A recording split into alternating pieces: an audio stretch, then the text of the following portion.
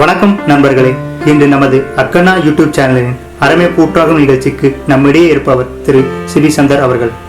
தமிழ் பேசும் உலகில் இவர் தமிழ் திரைப்பட இயக்குனர், நடிகர், மேடை பேச்சாளர், அது மட்டுமில்லாமல் விடுதலை சிறுத்தை கட்சியின் கொள்கை பரப்பு செயலாளர். இப்படி பன்முகத்தன்மை கொண்ட பண்பாளர். என்னதான் ஒரு கட்சியின் பேச்சாளராக இருந்தாலும் ஜாதி மத பற்றையும் தாண்டி எல்லோரையும் மதிக்கவும் தெரிந்தவர். அது மட்டுமின்றி அனைத்து சார்புடைய மக்களின் அநீதிகளுக்கு குரல் கொடுப்பவர். வணக்கம் சார். ரீசெண்ட் டேஸ்ல சோசியல் மீடியால வைரலா போயிட்டு இருக்க விஷயம் EIA. இந்த EIA முதல்ல என்ன சார்? அந்த டிராப்ட பத்தின உங்க ஒப்பீனியன் என்ன? இந்த EIA 2020 என்கிற இந்த சட்டம் இந்த கொரோனா என்கிற இந்த ஊரடங்கு காலத்தில் அநீதிகளுக்கு எதிராக போராடுகிற ஜனநாயக சக்திகளையும் தலைவர்களையும் வீட்டுக்குள் முடக்கிவிட்டு இந்த சட்டத்தை கொண்டு வந்திருக்கிறது மத்தியில் ஆளுகிற பாஜக அரசு. இந்த சட்டம் இந்த தேசத்திற்கு எதிரானது, மக்களுக்கு எதிரானது என்பது ஒரு விவாத பொருளாக மாறி இருக்கிற ஒரு சூழல். ஆனால் வீதிக்கு வந்து போராட முடியாத ஒரு சூழலை அரசு உருவாக்கி இருக்கிறது. EIA என்பது சுற்றுச்சூழல் பாதுகாப்பு என்கிற அடிப்படையில் கொண்டு வந்திருக்கிற ஒரு சட்டம். 1986 வருடகட்டங்களில் இந்த சுற்றுச்சூழலுக்கான சட்டங்கள் வரையப்பட்டு நடைமுறையில் இருக்கிறது. 2006 அதற்கான சில சீர்திருத்தங்களை அன்றைய காலகட்ட அரசு கொண்டு வந்தது. இப்போது மத்தியில் ஆளுகிற பாஜக அரசு அந்த சட்டங்களில் ஒரு மிகப்பெரிய மாறுதலை கொண்டு வந்திருக்கிறது. நடைமுறையில் இருக்கிற ஒரு சட்டம் ஏன் மாற்றப்பட வேண்டும், எதற்காக மாற்றப்பட வேண்டும் என்றால், நடைமுறையில் இருக்கிற சட்டம் மக்களுக்கோ அல்லது இந்த தேசத்திற்கோ மண்ணிற்கோ பாதுகாப்பில்லாத ஒரு சூழலை உருவாக்குகிறது என்ற அடிப்படையில் சட்டங்களை மாற்றலாம். ஆனால் பாதுகாப்பற்ற சூழலை உருவாக்குவதற்கு சட்டங்கள் மாற்றப்பட்டால் அது தேசத்திற்கு ஆபத்தானது. இதை ஒரு நாசகரமான யுத்தம் என்று கூட சொல்லலாம். இந்த EIA 2022 என்பது அப்படி என்றால் எல்லாருக்கும் ஒரு யோசனையும் கேள்வியும் மனதில் இயல்பாக எழும். அப்படி என்ன ஆபத்து இந்த சட்டத்தில் இருக்கிறது என்ற கேள்விகள் எழும்.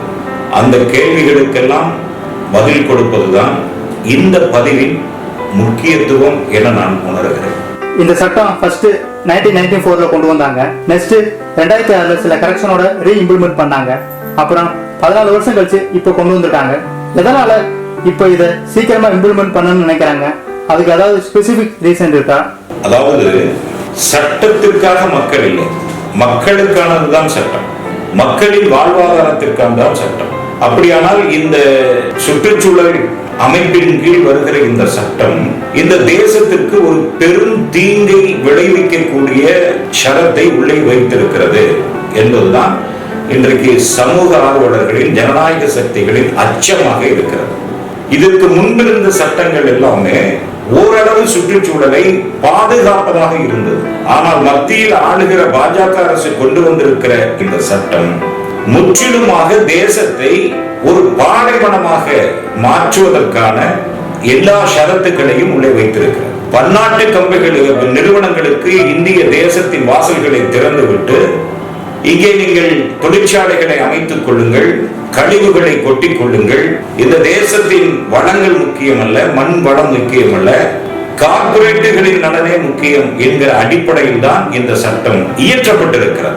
அதே போல எந்த ஒரு சட்டமாகிலும் இந்திய ஜனநாயகத்தின் மரபு என்னவென்றால், ஒரு சட்டத்தை இயற்றும் போது மக்களால் தேர்ந்தெடுக்கப்பட்ட பாராளுமன்ற உறுப்பினர்களின் விவாதத்திற்கு வைக்கப்பட்டு அது விவாத பொருளாக மாற்றியமைக்கப்பட்டு எதிர் கருத்துக்களையும் கேட்டு எது பெரும்பான்மையாக இருக்கிறதோ அதை நிறைவேற்றுவதுதான் ஒரு அரசின் கடமை.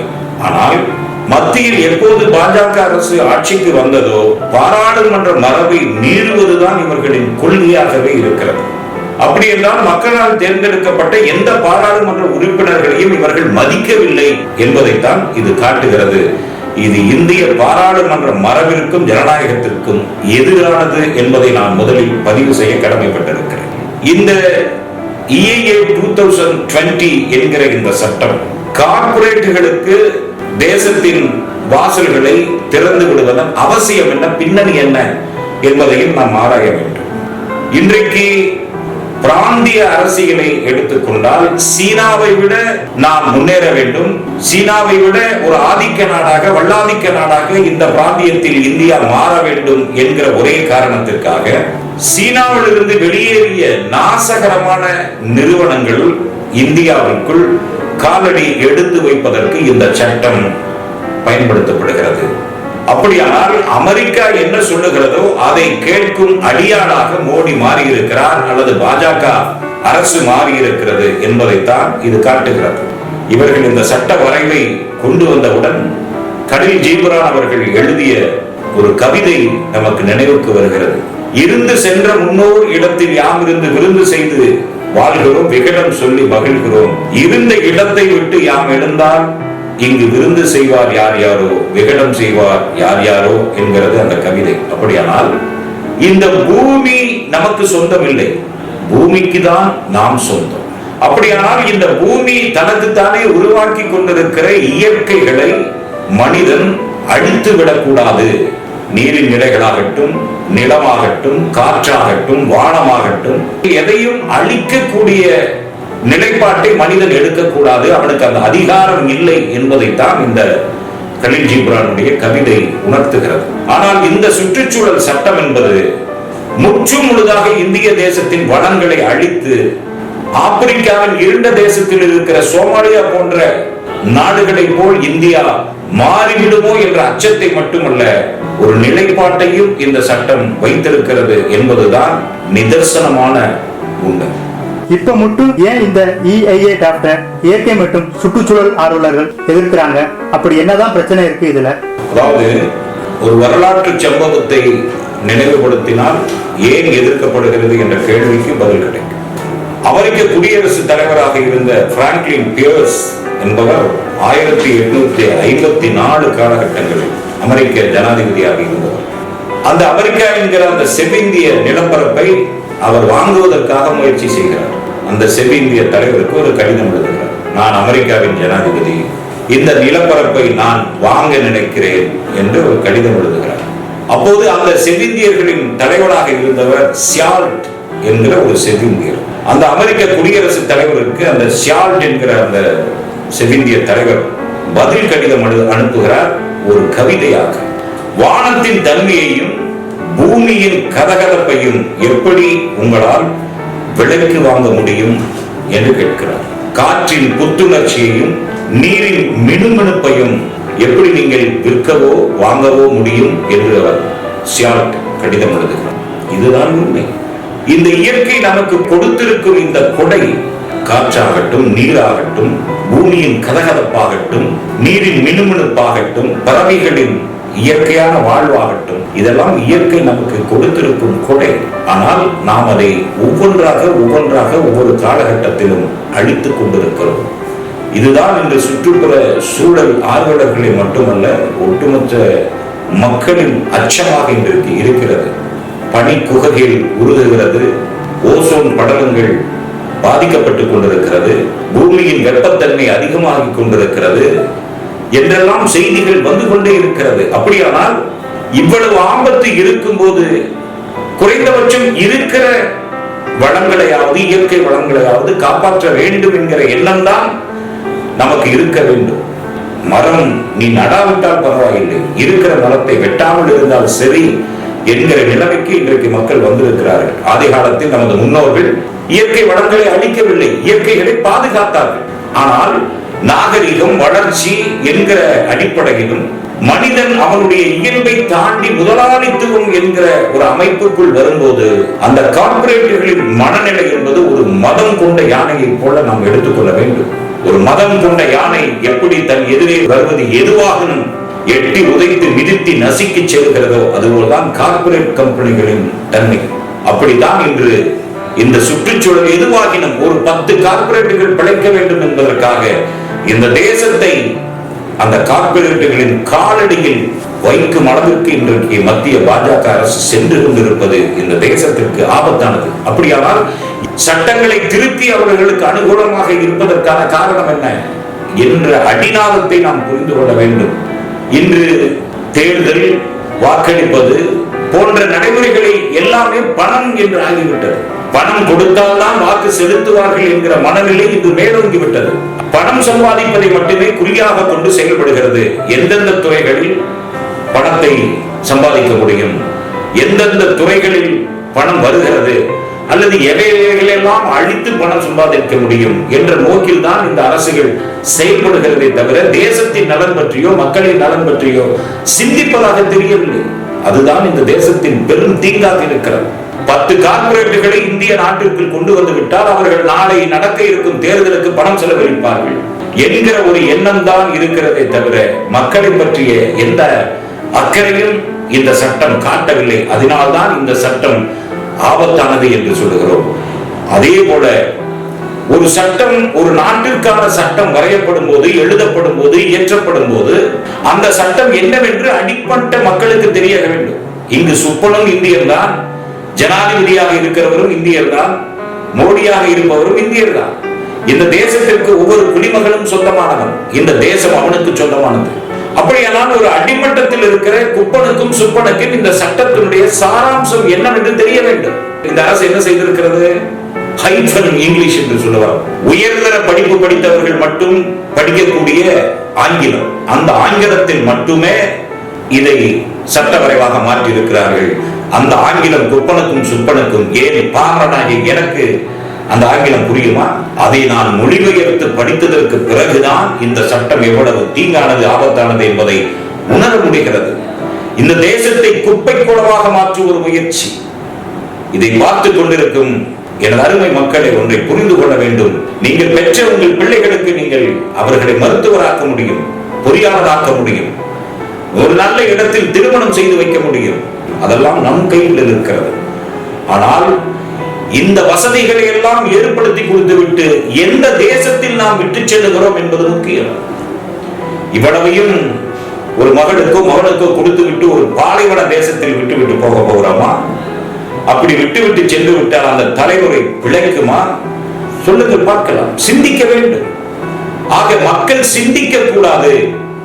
இது பிராந்திய மொழிகளில் அவரவர்களுக்கு புரிந்த மொழியில் இந்த சட்டத்தை கொண்டு வந்தால் ஆங்காங்கே எதிர்ப்புகள் பலமாக புறப்பட்டுவிடும் என்கிற ஒரே காரணத்தால் இவர்கள் ஆங்கிலத்தில் மட்டும் இதை வெளியிட்டிருக்கிறார். அது மட்டுமல்ல, ஒரு சட்டம் இயற்றப்படும் போது மக்களின் கருத்துக்களை கேட்க வேண்டும் என்று உச்சநீதிமன்றம் சொல்லி இருக்கிறது. 30 நாட்கள் அதற்கு நேரம் கொடுத்திருக்கிறது, காலத்தை கொடுத்திருக்கிறது. அதை 10 நாட்கள் குறைத்து 20 நாட்களாக மாற்றி இருக்கிறார்கள். இந்த இடத்தில் மக்கள் சிந்திக்க வேண்டும். பசி, பட்டினி, நோய், பயம் என்று ஊருக்குள் வீட்டுக்குள் அடங்கி கிடக்கும் இந்த வேளையில் இந்த சட்டத்தை பற்றி யோசிப்பதற்கு அவர்களுக்கு ஏது நேரம்? இவர்கள் இந்த சட்டத்தை கொண்டு வந்திருப்பதன் நோக்கம் கார்ப்பரேட்டுகளின் காலடியில் அடகு வைக்க வேண்டும் என்கிற ஒரே எண்ணத்தால் தவிர வேறு எந்த எண்ணம் இதில் இருப்பதாக நமக்கு தெரியவில்லை. இந்த EIA 2020 டிராப்ட்ல 2 விதமான அனுமதி இருக்குன்னு சொல்றாங்களே, அதை பத்தின உங்க பார்வை என்ன சார்? இதற்கு முன்பு இருந்த சுற்றுச்சூழல் பாதுகாப்பு சட்டம் ரொம்ப எளிய முறையில நம்ம தெரிஞ்சுக்கணும்னா, ஒரு வெளிநாட்டில் இருந்தோ அல்லது உள்நாட்டில் இருக்கிற ஒரு தொழிற்சாலையோ ஒரு இடத்தை தேர்ந்தெடுத்து அந்த இடத்தில் தொழிற்சாலை அமைக்க வேண்டும் என்றால் அந்த தொழிற்சாலையிலிருந்து வெளிப்படுகிற கழிவுகள் அந்த பகுதியில் இருக்கிற மக்களுக்கு பாதிப்பை உண்டாக்குகிறதா, அல்லது அங்க இருக்கிற இயற்கை சூழலுக்கு குந்தகம் விளைவிக்கிறதா, அல்லது அந்த மண்ணின் வளத்தை அது பாதிக்கிறதா என்பதையெல்லாம் ஆராய்ந்து பார்த்து மக்களின் கருத்துக்களை கேட்டறிந்து அதற்கு பிறகுதான் அந்த தொழிற்சாலைக்கு அனுமதி கொடுக்க முடியும் என்பது பழைய வரைவு சட்டத்தில் இருந்தது. ஆனால் இப்போது இவர்கள் கொண்டு வந்திருக்கிற இந்த சட்டத்தில் இது தேச நலன் சார்ந்தது என்கிற அந்த அடையாளம் இருப்பதால் மக்களின் கருத்துக்களை கேட்க தேவையில்லை. சுற்றுச்சூழல் பற்றி நாம் கேட்க முடியாது.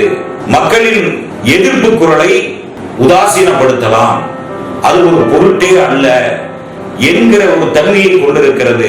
அதையும் கடந்து இந்த EIA 2020 என்கிற இந்த சட்டத்தில் தகவல் அறியும் உரிமை சட்டம் மறுக்கப்படுகிறது. என் வீட்டிற்கு பக்கத்தில் ஒரு தொழிற்சாலை வருகிறது என்றால் அந்த தொழிற்சாலை யாருடையது, எந்த நாட்டுடையது, அவன் என் மாநிலத்தவனா, பிற மாநிலத்தவனா, அல்லது அண்டை நாடா, அல்லது அமெரிக்க நாடா என்று கேட்பதற்கு கூட எனக்கு உரிமை இல்லை என்கிறது இந்த சட்டம். அப்படியானால் இது எவ்வளவு ஆபத்து என்பதை நாம் புரிந்து கொள்ள வேண்டும்.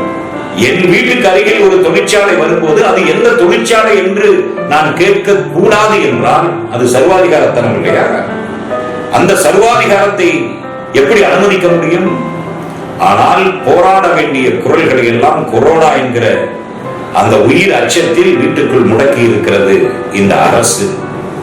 ஆனாலும் பாரதிய ஜனதா கட்சியை சேர்ந்தவர்கள் அல்லது அந்த கட்சிக்கு ஆதரவு நிலைப்பாட்டை எடுப்பவர்கள், மோடி எதை செய்தாலும் நியாயம் என்று பேசும் சில குதர்க்கவாதிகள் இதற்கும் சில நியாயங்களை கற்பிக்கிறார்கள். ஏதோ அவர்களுக்குத்தான் தேசம் நலன் இருக்கிறது, மற்றவர்களுக்கு தேச நலன் இல்லை என்ற மனோபாவத்தில் ஊடகங்களில் விவாதம் செய்கிறார்கள், கருத்துக்களை பதிவு செய்கிறார்கள். அப்படி குதர்க்கமாக பேசுகிற பாரதிய ஜனதாவின் தலைவர்களுக்கும் தொண்டர்களுக்கும் அல்லது ஆதரவு நிலைப்பாட்டில் இருக்கிற தொண்டர்களுக்கும் தலைவர்களுக்கும் நான் கேட்டுக் கொள்வதெல்லாம், இது ஏதோ எங்களின் பிரச்சனை அல்ல, எதிர்கட்சிகளின் பிரச்சனை அல்ல. மழை இல்லை என்றால் நீங்கள் வாழ்ந்து விட முடியுமா? காற்று மாசுபட்டு விட்டால் நீங்கள் வாழ்ந்து விட முடியுமா? நீர்நிலைகள் வறண்டு விட்டால் நீங்கள் மட்டும் வாழ்ந்து விட முடியுமா? ஆக எதை கொண்டு வந்தாலும் ஆதரிப்பது என்கிற மனநிலை தவறானது. ஆதரிக்க வேண்டியவற்றை ஆதரியுங்கள், எதிர்ப்பு குரல் கொடுக்க வேண்டியதற்கு எதிர்ப்பு குரல் கொடுங்கள். இந்த சுற்றுச்சூழல் என்பது ஒட்டுமொத்த மக்களுக்கானது. 140 கோடி மக்கள் உள்ள இந்த தேசத்தில் மழை வளம் வேண்டும், மண்ணின் வளம் வேண்டும், காற்றின் வளம் வேண்டும், வானம் தெளிவாக இருக்க வேண்டும். இந்த வளங்கள் எல்லாம் இருந்தால்தான் மக்கள் நிம்மதியாக வாழ முடியும். ஆனால் EIA 2020 என்கிற இந்த சட்டம் முற்றும் முழுதாக இந்த தேசத்தை இன்னும் 20, 30 அல்லது 50 ஆண்டுகளில் மணல் காடாக மாற்றும் ஒரு அபாயகரமான பெரும் தீங்கை விளைவிக்கிற ஒரு நாசகார சட்டம் தான் EIA 2020 என்கிற இந்த சட்டம். செயல்பாட்டு அறிக்கை கால அவகாசத்தை 6 மாசத்திலிருந்து 2 வருஷமா மாத்திருக்காங்க. இது கார்ப்பரேட்டுகளுக்கு சாதகமா இருக்குன்னு நினைக்கிறாங்க, அது உண்மையா? பொதுவாக பாரதிய ஜனதா இந்த நாட்டின் ஆட்சி பொறுப்பை ஏற்ற பிறகு கார்ப்பரேட்டுகளுக்கு சாதகமாக இருக்கிறது என்பதற்கு பல சான்றுகளை நம்மால் கொடுக்க முடியும். ஒன்று, கார்ப்பரேட்டுகளுக்கு சாதகமாக இருக்கிறார்கள் அல்லது காவிச்சாமியார்களுக்கு சாதகமாக இருக்கிறார்கள். கார்ப்பரேட்டுகளுக்கு சாதகமாக இருக்கிறார்கள் என்பதற்கு பல்வேறு உதாரணங்கள் அம்பானியை சொல்ல முடியும், அதானியை சொல்ல முடியும். 68,000 கோடிகளை ரத்து செய்த சம்பவங்களை நாம் சொல்ல முடியும்.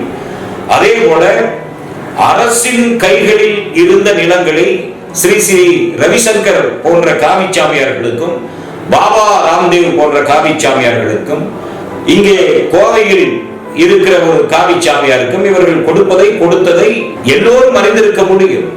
ஆகவே பாஜக அரசு என்பது மக்களுக்கான அரசாக இல்லாமல் கார்ப்பரேட்டுகளின் கைக்கூலிகளாக மாறி இருக்கிறது, அல்லது சாமியார்களின் கைக்கூலிகளாக மாறிதான் இந்த அரசு செயல்பட்டுக் கொண்டிருக்கிறது என்பது ஒட்டுமொத்த தேசமும் இன்று அறிந்து கொண்டிருக்கிறது.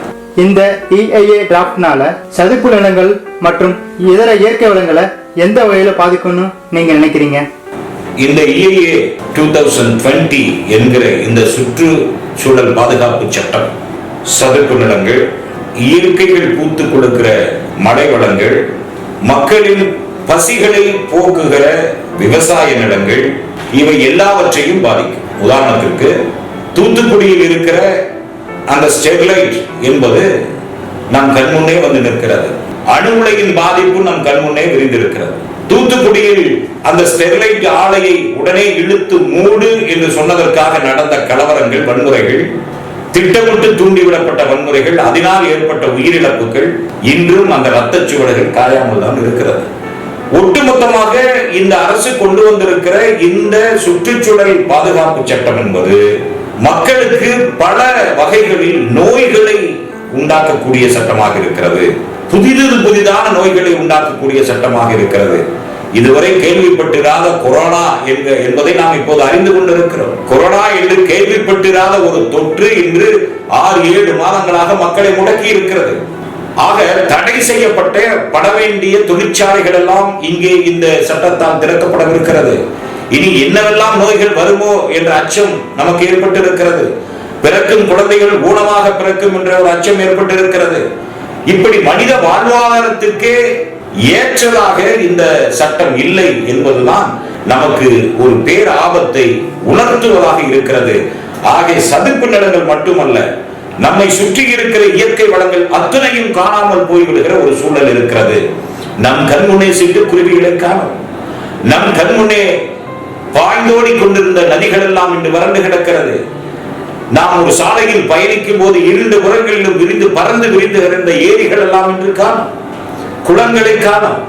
இதற்கெல்லாம் காரணம் நாம் சுற்றுச்சூழல் மீது நம் கடமையை நாம் செய்யாததால் வந்த வினையை இப்போது அனுபவித்துக் கொண்டிருக்கிறோம். நாம் வசிக்கிற சாதாரணமாக இன்று தமிழகத்தில் 50 அடி 100 அடி 200 அடி என்று ஆழ்துளை கிணறை பறித்தால் தண்ணீர் வரக்கூடிய சூழல் மாறி குறைந்தபட்சம் இன்றைக்கு 600 அடி தோண்ட வேண்டிய ஒரு சூழலுக்கு நிலத்தடி நீர் பாதிக்கப்பட்டிருக்கிறது. காரணம், நதிநீர் மாசுபட்டு போய்விட்டது. 2 கம்பெனிகளை தமிழ்நாடு திறந்து விட்டதன் அந்த வீரியத்தை இப்போது மக்கள் அனுபவித்துக் கொண்டிருக்கிறோம். காவிரியில் சாயப்பற்றை கழிவு, தாமிரபரணி ஆறு, அந்த தண்ணீரை ஒரு கார்ப்பரேட் நிறுவனம் உறிஞ்சி எடுக்கிறது. இங்கே குடிநீருக்கே பஞ்சம் ஏற்பட்டிருக்கிற இந்த நிலையில் தொழிற்சாலைகள் வந்து என்ன பிரயோஜனம்? இந்த சுற்றுச்சூழலை நாம் பாதுகாக்காவிட்டால் பாக்கெட்டுகளில் பணம் இருக்கும், வாங்கி தின்பதற்கு அரிசியும் கேழ்வரகும் கம்பும் சில தானியங்களும் பல தானியங்களும் இல்லாத ஒரு சூழலை இந்த ஆட்சி உருவாக்கி கொண்டிருக்கிறது. காரணம் அதிகார வெறி என்பதை தவிர வேறு எதுவும் சொல்லுவதற்கில்லை. அப்போ இந்தியாவிற்கு தொழிற்சாலையிலே வரக்கூடாதா? ஒரு நாட்டிற்கு விவசாயம் எவ்வளவு முக்கியமோ அதே போல் தொழிற்சாலைகளும் முக்கியம். அப்போதுதான் வேலை வாய்ப்புகளை உருவாக்க முடியும், அதில் மாற்று கருத்து இல்லை. ஆனால் எந்த விதமான தொழிற்சாலைகள் வர வேண்டும் என்கிற ஒரு வரையறை உண்டு. ஏறக்குறைய ஒரு 20-25 வருடங்களுக்கு முன்னால் போபாலில் ஏற்பட்ட விஷவாயு கசிவு எத்தனை ஆயிரம் உயிர்களை காவு வாங்கியது என்பது நாம் அறிவோம். ஆக அது மாதிரியான மக்களை பாதிக்கக்கூடிய, மண்ணை பாதிக்கக்கூடிய, இயற்கையை பாதிக்கக்கூடிய தொழிற்சாலைகள் வேண்டாம் என்பதுதான் ஜனநாயகவாதிகளின் சமூக ஆர்வலர்களின் கோரிக்கையாக இருக்கிறது. ஆனால் இந்தியாவை அவர்கள் எப்படி பயன்படுத்துகிறார்கள் என்றால், அந்த ஆலைகளை அவர்களின் நாடுகளில் நிர்மாணிக்க முடியாதா? அந்த ஆலைகளை அவர்களின் நாட்டில் நிர்வாகிக்க அவர்களால் உருவாக்கிவிட முடியாதா? ஆனால் அவர்கள் ஏன் இந்தியாவை தேர்ந்தெடுக்கிறார்கள் என்றால், அவர்கள் நாட்டில் நீர்நிலைகளும் தண்ணீர் நிலைகளும் வறண்டுவிடக் கூடாது என்பதற்காக அந்த தொழிற்சாலையை இங்கே கொண்டு வந்து நிறுவுகிறார்கள். இங்கே தண்ணீர் தீர்ந்தவுடன் காலி செய்துவிட்டு அவர்கள் நாட்டுக்கு சென்று விடுவார். ஆனால் மக்கள் அங்கே செல்ல முடியுமா? ஆக எந்த ஒரு தொழிற்சாலை ஆனாலும், திட்டங்களானாலும், சட்டங்களானாலும் மக்கள் பாதிக்கக்கூடாது, எதிர்காலம் பாதிக்கப்படக்கூடாது என்பதில் தான் அரசு கவனம் செலுத்த வேண்டும். ஆனால் பாஜக ஆட்சி பொறுப்பேற்றதற்கு பிறகு கல்வி போன்ற விஷயங்களை கார்ப்பரேட்டுகளுக்கு தாரை வார்க்கும் திட்டங்கள் சூழ்ச்சிகள் நடந்து கொண்டிருக்கிறது. சுற்றுப்புற சூழலை கெடுக்கும் திட்டங்கள் கார்ப்பரேட்டுகளுக்கு சாதகமாக நடந்து கொண்டிருக்கிறது. அனைத்து பொதுத்துறைகளும் தனியார்களுக்கு தாரை வார்க்கும் ஒரு திட்டங்கள் சூழ்ச்சிகரமாக நடத்தப்பட்டுக் கொண்டிருக்கிறது. இப்படி எல்லாவற்றையும், மாநில உரிமைகள் அனைத்தையும் பறித்து கல்வி, சுகாதாரம் போன்ற அத்தனை மயங்களையும் கார்ப்பரேட்டுகளுக்கு விற்று ஒரு சர்வாதிகார மனப்போக்குடன் இந்த சட்டங்கள் இயற்றப்பட்டுக் கொண்டிருக்கிறது. இது தேசத்திற்கான பேராபத்து என்பதை மக்கள் புரிந்து கொள்ள வேண்டும். அரசாங்கம் மக்கள் கிட்ட கருத்து கேட்பதற்கு அவகாசம் கொடுத்திருக்காங்க, அதை நீங்க எப்படி பாக்குறீங்க? இப்ப இருக்கிற சூழல், நீங்கள் கொரோனாவோடு வாழ பழகிக் கொள்ளுங்கள் என்று அரசு அறிவித்தது. இப்போது மக்களுக்கு என்ன மனநிலை ஏற்பட்டிருக்கிறது என்றால், ஒரு குறைந்தபட்ச பாதுகாப்போடு வெளியே சென்று விடலாம் அல்லது கொரோனாவோடு வாழ பழகிக் கொள்ளலாம் என்கிற மனநிலை உளவியல் ரீதியாக மக்களுக்கு திணிக்கப்பட்டிருக்கிறது. அதை மக்களுமே ஏற்றுக்கொண்டார். அப்படியானால் எந்த சூழலுக்கும் நீங்கள் வாழ பழகிக் கொள்ளுங்கள் என்று ஒரு பொது புத்தியை மக்களுக்கு இவர்கள் திணிக்கிறார். அப்படிதான், என் மண்ணை அழிக்காதே, என் தேசத்தை அழிக்காதே என்று இந்த தேசத்தின் மீது அக்கறை கொண்டவர்கள் வீதிக்கு வந்து போராடினால் இந்த EIA 2020 பற்றி விழிப்புணர்வு ஏற்படுத்திய சமூக வலைதளங்கள் முடக்கப்பட்டிருக்கிறது. ஜனநாயக சக்திகளின் பதிவுகள் முடக்கப்பட்டிருக்கிறது. ஆக இதை பற்றி ஒரு கருத்துரிமையை வெளியே சொல்ல முடியாத அளவுக்கு அடக்குமுறைகள் கையாளப்படுகிறது. ஏன் இதை செய்ய வேண்டும்? அப்படியானால் இந்த சட்டத்திற்குள் சூழ்ச்சி இருப்பதால் தான் மக்கள் அதை புரிந்து கொள்வார்களோ, விவாதித்து விடுவார்களோ, நிராகரித்து விடுவார்களோ என்ற அச்சத்தில் தான் போராடுகிறவர்களை அடக்குவது, கொரோனா என்ற உயிர் பயத்தை காட்டி அச்சுறுத்துவது போன்ற செயல்கள் எல்லாம் இங்கே நடந்து கொண்டிருக்கிறது. காரணம் கேட்டால் எங்களுக்கு தேசபக்தி இருக்கிறது, அதனால் தேசத்தின் வளர்ச்சிக்காக இதை செய்கிறோம் என்கிறார்கள். இந்த தேசத்தின் அக்கறை என்பதை இந்த வளங்களை காப்பாற்றுவதில் தான் இருக்கிறது, அழிப்பதில் அல்ல. அழிக்க கூடாது. இது தலைமுறை கடந்து இந்த இயற்கை வளங்கள் செல்ல வேண்டும். நாளைய தலைமுறை ஒரு சுற்றுச்சூழல் பாதுகாப்பியலோடு வாழ வேண்டும் என்பதற்காகத்தான் ஜனநாயக சக்திகள் தங்கள் குரலை உயர்த்தி கொண்டிருக்கிறார்கள், போர்க்குரல் கொடுத்துக் கொண்டிருக்கிறார்கள். ஆனால் அதிகாரம் தங்களிடம் இருக்கிறது என்பதற்காக அவர்களை அடக்குவதையே நோக்கமாக கொண்டு எப்படி இருப்பினும் இந்த சட்டத்தை அமல்படுத்தியே தீர்வது என்று கங்கணம் கட்டிக்கொண்டு இந்த அரசு செயல்பட்டுக் கொண்டிருக்கிறது. கூகுளில் சென்று பார்த்தபோது மெக்சிகோ நாட்டில் ஒரு படத்தை பார்த்தேன். அந்த நாட்டின் பெருமையை மனதுக்குள் கொண்டாடினேன். ஒரு 200 கிலோமீட்டர் அளவுக்கு ஒரு சாலைகளை போடுகிறார், நீண்ட நெடுஞ்சாலையை போடுகிறார். எந்த வளைவும் இல்லாமல் அந்த சாலை செல்கிறது. ஆனால் அவர்கள் போட்ட அந்த திட்டத்தின் சாலையின் நடுவில் ஒரு மரம் இருக்கிறது, கிளைகள் விட்ட ஒரு மரம். அந்த மரத்தை வெட்டிவிடக் கூடாது என்பதற்காக அந்த சாலையை வளைத்து அந்த நீண்ட நெடுஞ்சாலையை போட்டிருப்பதை ஒரு படத்தில் நான் பார்த்தேன். அப்படியானால் ஒரே ஒரு மரத்தை காப்பாற்ற வேண்டும் என்பதற்காக தன் சட்டங்களையே மாற்றிக் கொள்கிறது வெளிநாட்டில் உள்ள அரசு. ஆனால் இங்கே 8 வழி சாலை என்கிற பெயரில் பல்லாயிரக்கணக்கான ஏக்கர் விவசாய நிலங்களை அழிக்க துடிக்கிறார்கள். கார்ப்பரேட் நிறுவனங்கள் என்ற பெயரில் மலைகளை உடைப்பதற்கு தயாராக இருக்கிறார்கள். நமது பயம் எல்லாம் அடுத்த தலைமுறையில் இந்தியா எப்படி இருக்கும்? சோமாலியாவின் படங்கள் தான் நமக்கு நினைவுக்கு வருகிறது. தன் பிள்ளைகளுக்கு பால் கொடுக்க முடியாத ஒரு வற்றி போன தாய்மார்களின் கண்ணுக்கு முன் நிழலாடுகிறார்கள். நீர்நிலைகள் வறண்டு காக்கைகளும் குருவிகளும் மாடுகளும் எருதுகளும் தண்ணீர் குடிக்க இயலாமல் செத்து விழுந்து பிணங்களாக கிடந்த அந்த காட்சிகள் நம் மனதின் முன்னே நிற்கிறது. இப்படி ஒரு தேசத்திலா நமது பிள்ளைகளை, தலைமுறை பிள்ளைகளை விட்டுவிட்டு போக போகிறோம் என்ற அச்ச உணர்வு நமக்கு மேலோங்குகிறது. ஆகவே மத்திய பாஜக அரசு கொண்டு வந்திருக்கிற இந்த EIA 2020 என்கிற இந்த சட்டம் முற்றிலுமாக இந்தியாவை பாலைவனமாக்கும் ஒரு முயற்சி. மீத்தேன் போன்றவைகளை விட இந்த சட்டம் மிக மிக அபாயகரமானது. நம் கண்முன்னே நாம் அழிந்து கொண்டிருக்கிறோம். சீனா நம் மீது யுத்தம் கொடுத்தால் எவ்வளவு நாசகரமான விளைவை ஏற்படுத்துமோ, அல்லது அண்டை நாடுகள் நம் மீது போர் தொடுத்தால் எப்படி ஒரு நாசகார விளைவை இந்த தேசம் சந்திக்குமோ, அதுபோல் இந்த சுற்றுச்சூழல் மீதும் ஒரு நாசகார யுத்தத்தை துவங்கி இருக்கிறார்கள். நம் ஆதங்கம் எல்லாம் நம் வாக்குகளை வாங்கிக் கொண்டு நம்மீதே யுத்தம் தொடுக்கிறார்களே என்ற ஆதங்கம் தான் நம்மை பேச வைக்கிறது, போராட தூண்டுகிறது. ஆகவே இதை பார்த்து கொண்டிருக்கிற ஒவ்வொரு மக்களும் இந்த EIA 2020 என்கிற இந்த சட்டம் நம் தலைமுறையை நிச்சயமாக அழித்துவிடும். இந்திய தேசம் என்பதே வரைபடத்தில் இல்லாமல் இது ஒரு பாலைவனமாக மாறிவிடுகிற சூழலை உருவாக்கிவிடும், ஏற்படுத்தும் என்பதை எச்சரிக்கையோடு சொல்லுகிறோம். இந்த விவகாரத்துல கட்சிகளின் நிலைப்பாடு என்னவா இருக்கும்னு நீங்க நினைக்கிறீங்க? இந்த கேள்வியில் சற்று நான் மாறுபடுகிற ஒரு சூழல் இருக்கிறது. பாஜகவும் அதிமுகவும் ஒரே நேர்கோட்டில் தான் இருப்பார்கள் என்று நாம் சொல்லிவிட முடியாது. காரணம், பாஜக எடுத்த மும்மொழி கொள்கை திட்டத்தை இன்றைக்கு தமிழ்நாட்டை ஆளுகிற மாண்புமிகு முதல்வர் அவர்கள் மறுத்திருக்கிறார்கள். அதே போல மாண்புமிகு முதல்வர் எடப்பாடியார் அவர்கள் ஒரு விவசாய குடும்பத்தில் இருந்து வந்தவர். சுற்றுப்புற சூழல் பாதுகாப்பு சட்டம் என்பது அவர் வாழ்ந்த கிராமத்தையே எவ்வளவு பாதிக்கும் என்பது அவருக்கு தெரிந்திருக்கும், நிச்சயமாக தெரிந்திருக்கும். ஆக நாம் கேட்பதெல்லாம், அதிமுக அரசு பல சட்டத்திட்டங்களில் பாஜகவோடு அனுசரணையாக இருந்தாலும் இந்த சுற்றுப்புற சூழல் சட்டத்தில் ஒரு எதிர்நிலைப்பாட்டை எடுக்க வேண்டும். யார் என்ன மிரட்டினாலும் சரி, எங்களுக்கு தமிழ் நாடுதான் முக்கியம், வளங்கள் தான் முக்கியம், இந்த தேசத்தின் நலன் தான் முக்கியம் என்கிற நலனை முன்னிறுத்தி பார்க்க வேண்டும்.